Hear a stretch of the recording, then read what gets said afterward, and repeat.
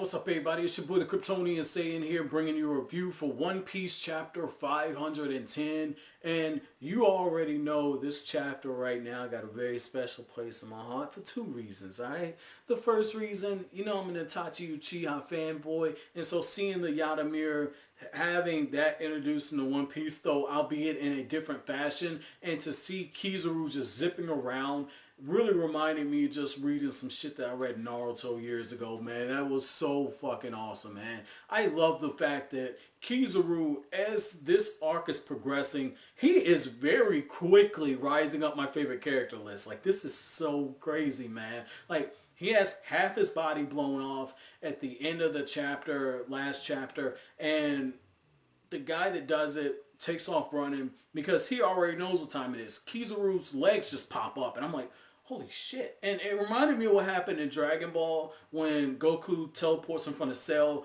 hits him with the Kamehameha wave, point blank, and blows off half of his body. Then Cell's legs get up and he regenerates. And Kizaru's body's kind of regenerating the way the Cells did, but instead of a new body sprouting up, you actually see the particles of light reform his body, and I thought that was pretty cool. And then as he just starts zipping around, I love how he appears right in front of Drake. Like in one panel, Drake is looking, he has that shocked expression on his face. The next panel, you see his leg, and then in the next panel, Kizaru just clean cold clocks this dude right in the face and then proceeds to move on to the next person, and unfortunately it ends up being Hawkins. And I kind of liked Hawkins just on the fact that while all the other chaos was going around a few chapters ago, he's calculating the percentages.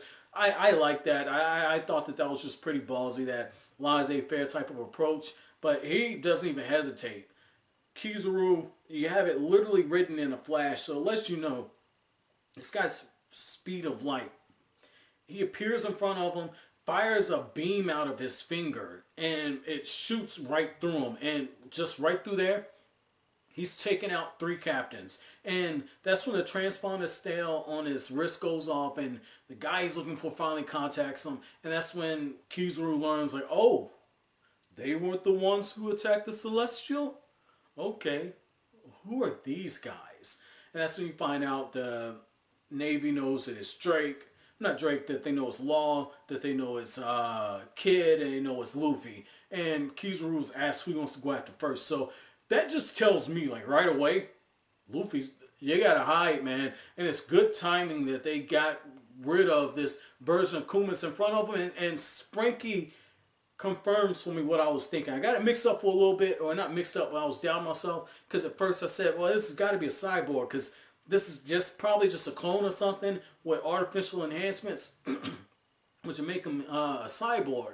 Because, or in Japanese, it'd be called like a Jinzo Ningen, which is basically an artificial human. And so just seeing that, I'm like, okay, it's a cyborg. Human being, artificial enhancements, totally understand it. I roll with it. But then I was thinking, well, what if it's an android and it's just a robot? That makes sense. And then this chapter, the title is The Straw Hats versus the War Machine. So I'm like, oh, wow, okay.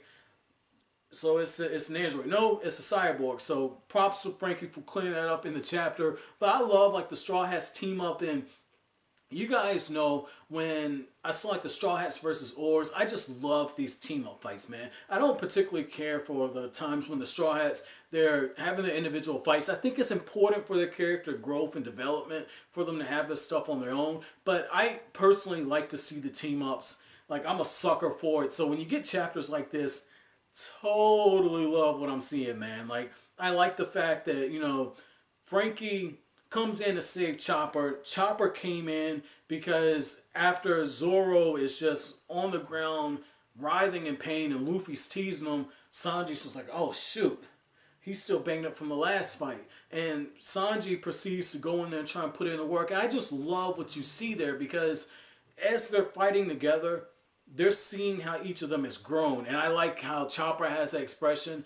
Like I told you, Chopper's on that good pirate kush, okay? Like, he's got that grade A pirate kush that he just somehow sparks up, because Chopper sparked that shit up, took a few hits, and looked around and said, there's 9 Zoros. How is this possible? And I love the fact that Zoro, even though he's as banged up as he is, Zoro's able to use that 9 sword style and do some major damage, but the real MVP of this part of the fight has to go to Nico Robin, because Robin doesn't hesitate. Robin makes the observation, she's trying for that gold star, right? Like, she couldn't quite get it done, but she's trying for the gold star that usually goes to Nami. She's like, I don't want the silver star, I get the gold star. So Robin looks around, and after she saves Frankie using the spider net, Robin realizes, oh, okay, he's powering up a mouth beam.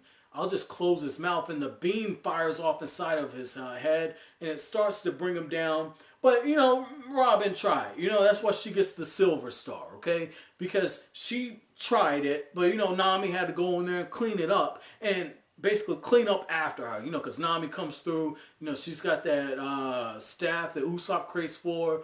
The lightning bolt comes in, Nami just posing and everything. Lightning bolt strikes, and that's when Luffy comes in, Gear 3, and just drops the hammer down on him. See, that's how it goes, right? The one who gets the gold star is the one that is the teacher's pet. Luffy is the teacher. Nami is the teacher's pet of the Straw Hats. Nico Robin's the one who tries really hard in class, but just can't quite get there.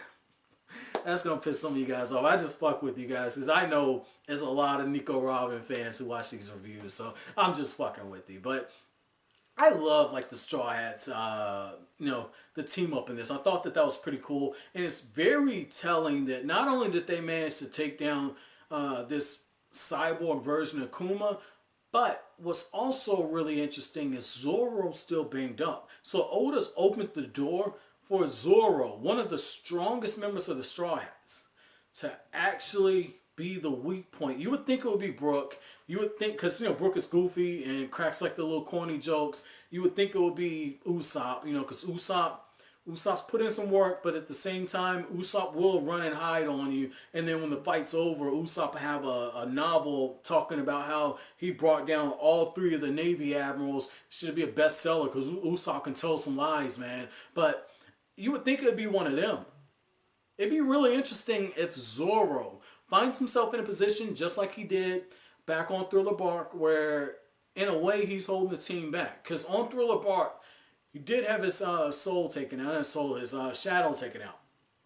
And Zoro, just like some of the other Straw Hats, Zoro couldn't get into the main mix of the fight because when you look at it, when it was Luffy versus Moria, one of the things that you see is Zoro had to stand out. Now, the rest of the Straw Hats did as well, but if Zoro didn't lose his shadow, it's a potential he could have helped Luffy out. But that's just my opinion on that. You might disagree. My chapter question to you guys is, did this chapter make any of you guys Kizaru fanboys? And if it did, on a scale from 1 to 10, what's it like riding on that Kizaru wave, man? I'm loving this guy. But as always, guys, if you like anything I had to say, don't forget to comment, rate, subscribe, and share. Thank you so much for watching the end of the video, guys.